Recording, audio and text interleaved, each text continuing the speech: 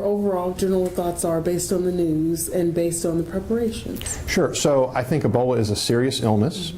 We should have great respect for the health impact that Ebola virus disease can have. However, we have a wonderful Center for Disease Control here in the United States. We do have a very advanced healthcare system overall in the United States, and we have literally hundreds of committed people that are spending their entire work days and nights right now making sure that we have the best answers possible for Ebola. If the case in Dallas were actually in Tulsa, what would the response be like? Would we be prepared? I think the response in Tulsa would be very appropriate. We are certainly taking precautions in the 911 EMS system. There are three things in particular that we're doing. Number one, we are carefully screening callers that are requesting 911 emergency medical assistance. And if they have symptoms and a travel history that elevates their risk for Ebola, we're noting those situations. And if we do note those situations, number two, we have the proper personal protective equipment that is in line with the absolute latest Centers for Disease Control guidelines for personal protective equipment. And that personal protective equipment, or PPE for short, it is designed to protect the patient. It is designed to protect our EMS medical professionals. It's designed to protect our other healthcare colleagues. And it's designed to protect the public at large.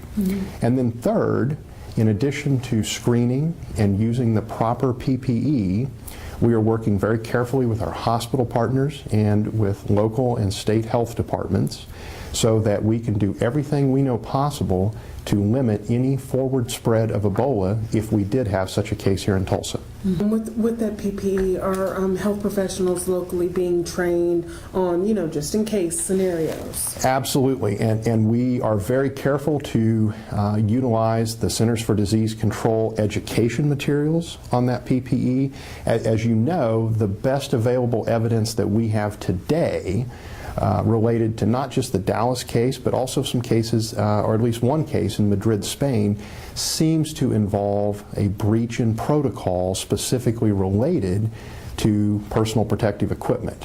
Now, we've read a couple different things, and sorry to cut you off, about maybe a buddy system, if you will. That's right. So like if I'm a nurse and you're, attending, you're a doctor, I need to get assistance maybe in taking it off, or how does that work? That's right. So the latest guidance from the CDC appears to favor a buddy system, as you say, and that is two healthcare professionals working together to make sure that each has not only the proper PPE on, that it has covered all the appropriate areas of the body, but we also think the removal of that PPE is just as important as the proper donning or placing of that PPE. And that's certainly an area that we're concentrating some educational efforts on locally as well. Does it matter how thick or what materials are used, or is it just how it's placed to make sure that the membranes are covered?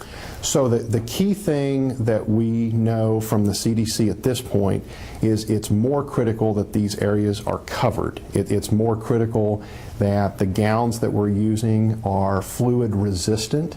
They don't have to be the space suits that some people have seen or thought about. At least that is the best knowledge that we have today. We certainly are prepared here in Tulsa in our EMS system that if those guidelines change, we will know about that, not in a period of days, but in a period of hours, and we're prepared to make those changes if those conditions warrant. The key thing, I think, for Tulsans is that we do not have any confirmed cases of Ebola in the area at this point. And so everything that we're doing is a necessary precaution. We certainly want to keep people safe, and we want them to have confidence in not just our EMS system, but in our health community at large, that we take Ebola seriously and that we're being very vigilant and responsible in the actions and the preparations that we have made and that we are continuing to make. So the one thing that Tulsans can do if they're concerned about Ebola is to get a flu vaccine. And the reason for that is flu vaccination will decrease the likelihood that a person will develop a febrile illness, and that is a very important thing. The lack of fever will reduce their worry if they have Ebola, and it will also promote their health. What often gets missed right now, and it's understandable that people are concerned about Ebola, is that influenza, in the history of time, influenza has already killed more adults and children than we think Ebola ever will. So that yearly flu vaccine, it's important every year. It's all the more important this year. Even though it's based on last year's strain. Well, that's right. And so there's a lot of careful science that goes into determining what strains are in that flu vaccine each year. Certainly, there's no guarantee that those are going to be the right strains, but I think the medical history has shown that those vaccination components are far more likely to be accurate than not. Yeah. And so I would really encourage everyone that it's appropriate for them to get a flu vaccine. Certainly some people have allergies to the vaccine or whatnot. But unless there is some absolute contraindication, it is absolutely a very positive thing that someone can do for their health. I've personally received my vaccine, and I would encourage anyone to do so as well.